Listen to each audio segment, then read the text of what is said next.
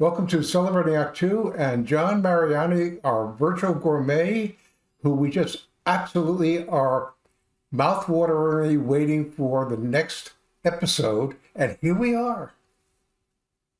Hey, John, your speaking of next episodes, your newsletter, The Virtual Gourmet, available, folks, at johnmariani.com, by the way, for free, is a wonderful melange, may I use that word? Wow. Melange of interviews with professional restaurateurs and travel articles, fabulous travel articles, and food articles. And the one that caught my attention recently was a discussion of real Chinese food versus Americanized Chinese food. And I was surprised at the difference. Ooh la la, as they say in Hong Kong. Not in China. It is, well, I learned a great lesson, which I will tell you in a story in just a moment, about how I ate real Chinese food for the first time, and it was not in China. The fact is that the Chinese food that we find in most Chinese restaurants in America is either Chinese American, which is left over from another century, which I'll get into, or it could be Sichuan or Hunan, but they've all become kind of cliches, the same menu having everything from supposedly every part of China, and noodles and ramen, and we're throwing some sushi and so on. So Chinese restaurants aren't what they used to be. But what they used to be was the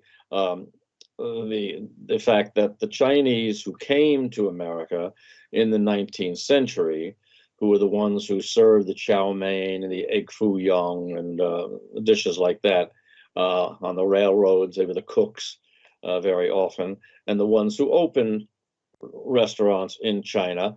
As with the Italians and the Jews and everybody else, they did not have the same ingredients that they had back in the old country, so they had to adapt. To make a long story short, Chinese American food was a place where you go to the chop suey parlor, the place called Hunan Tiger Garden Palace Imperial, and you get a menu which was always the same. And over here were, classics, egg foo young and mushu pork and so forth, all of which was a real adaptation of Chinese food. And because China is as or more regional in its cuisines than any country in the world. I mean, in Italy, food of Sicily doesn't compare with the food of Tuscany, and in France, the food of the Riviera tastes nothing like the food that they have in Alsace.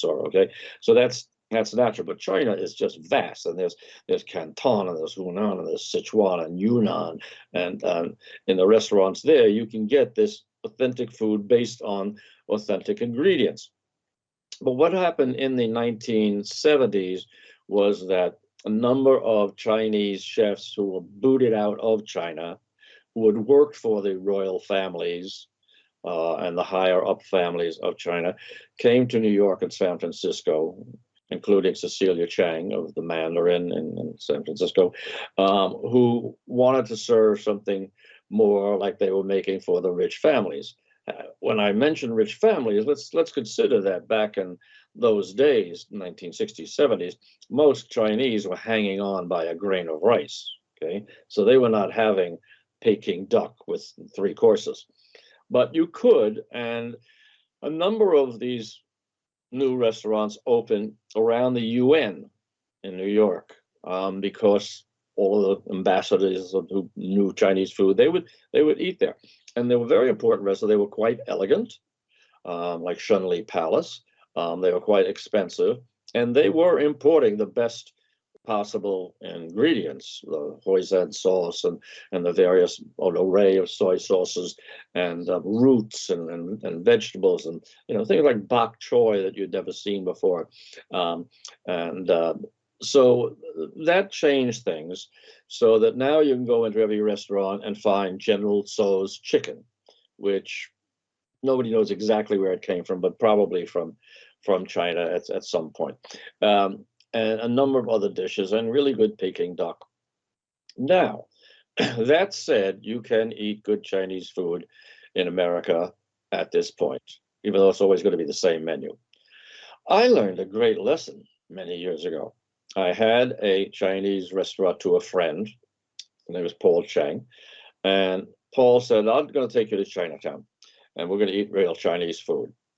So we went down to a place down there, a modest looking place. And we walked in, and Paul said hello to the maitre d' whom he knew, and we sat down, and they brought over menus. My wife and I got pink menus. He got a blue menu.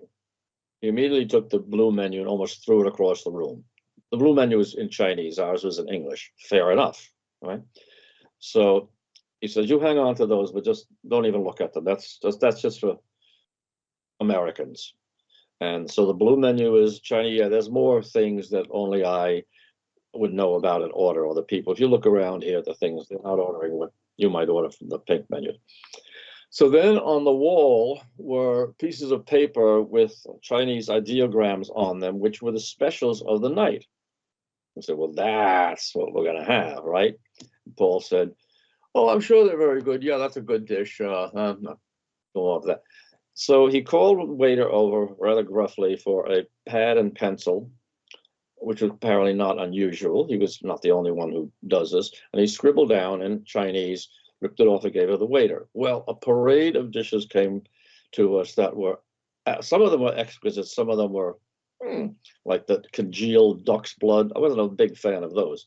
But there's always chicken feet. But there were a lot of, they were just delicious dishes with not too sweet and not too bitter, and they were oilier than you usually find. And I said, this is magnificent. He says, well, here's the deal. He says, you have to know where the chef is from. So this chef I happen to know is from Canton. That's how he cooks. And he can make the Sichuan and the Hunan dishes, and he can make the Chinese American, but that's not his forte. And it says it's like going to a restaurant in France and asking a Parisian chef to make choucroute garni with sauerkraut and sausages. It's not going to be his best effort.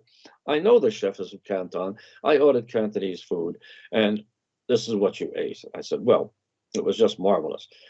So he says, give me your pink menu. And he ordered orange beef, which is on every menu. And it comes out 5 minutes later. That was good orange beef, but he says, this is not a Chinese dish like this. He says, this is what you and your American friends, my dear American friends, will get. You can never, ever, unless you speak Mandarin and you know where the chef is from, as do I, and as do many people in this restaurant, because they're here for that chef's food. They're not across the street for the food of a chef who comes from a different region. And very, very often in Chinese restaurants, chefs who get a reputation after a couple of years are stolen away. Very, very often. And people follow the chef.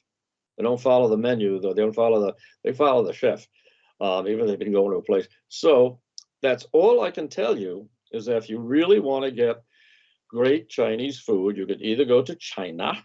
I ate some of the best food of my life. I ate in Taiwan. I couldn't believe it. I mean, every restaurant I went to, every dish I had was different than anything I had ever had here. Because they bring out in the front of the restaurant, they would have a stall full of crabs that were still wiggling and fish that was still flapping and wonderful cuts of chicken. And I mean, it was just remarkable. But God, that food was magnificent. Restaurant after restaurant after restaurant. So unless you have tickets to China or Taiwan, or you can speak Mandarin or some form of it, or have a friend like Paul, maybe that's the best idea. Make friends with your local Chinese restaurateur and say, we'd like to take you out to dinner if you would show us what Paul Chang showed John Mariani. It changed my gastronomic life And it's why I like to purvey this information, because what you're eating is like, it's like Italian American food, it's like Jewish American food, it's like a lot of other food that purports to be a facsimile. Well, it doesn't purport to be; it is a facsimile. Can be delicious. Orange beef can be really good dish. General Tso's chicken, I like General Tso's chicken. All children like it because it's syrupy and so forth. But it ain't the real McCoy. So sorry to break the news, folks, but that's the way it is. That's the way it is. So the fact that I can spell out one Chinese phrase, Gong Hai Fa Choi, isn't going to get me the real deal, huh? Well, it's not going to get you too far. No, you need to take a Chinese restaurateur out to eat in Chinatown. That's my takeaway here. Well, I would say that the best idea is to go to Chinatown if your city, Okefenokee has one, but I doubt that. But if you do have a Chinatown like Los Angeles, San Francisco, up in Oregon and Washington and Seattle and stuff, they're just crawling with Chinese restaurants. There, you're very likely to find better stuff based on better ingredients. Now, I would more or less trust the food critics who do a little bit more research than others. They used to have a guy up in San Francisco, Bruce Cost, who he studied in France, studied in the Far East, the food, and he really knew his stuff. So if he told you to go to this place, Pijao or something, you have really, really great food. But we don't have me around all the time, do you? By the way, I want to divert here for a moment to going back to your newsletter on johnmariani.com. Don't forget the serialized fiction that John writes. They are absolutely spellbinding. They have a wonderful character set that has been developed over years. I've enjoyed them all. And I'd say, and because you have such a wonderful archive of not just, you don't just gloss over everything that you've done. You've actually saved it from you've got about 15 or 20 years of archives, I think. I'm on the current book is the 4th out of 8, and they each take about a year to serialize, about 52 chapters a year. So we're just about to finish the Magdalene Laundries, and the next one coming up by the time this airs is going to be about a pandemic in Paris, where the food is great, but the needles hurt. They use rusty needles. Now you've got to go, but do not. They're serialized. You can go back to the archives, and so you don't have to miss a chapter. And they're absolutely spellbinding.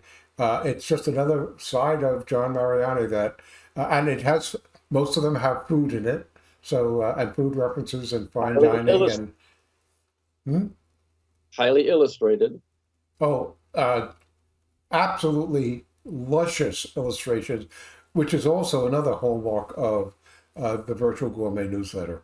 Just absolutely stunning curation of photographs of first-rate quality. So thank you for that, John. It's just a pleasure to go there and enjoy myself. It's like reading a coffee table book every time I pick it up. Yes, so something to read over a little mushu pork. Yeah. Not big mushu pork, little. For more on Celebrating Act Two, visit our webpage, follow us on Facebook, subscribe to us on YouTube, and tell your friends. Celebrating Act Two is the user manual for the second half of your life.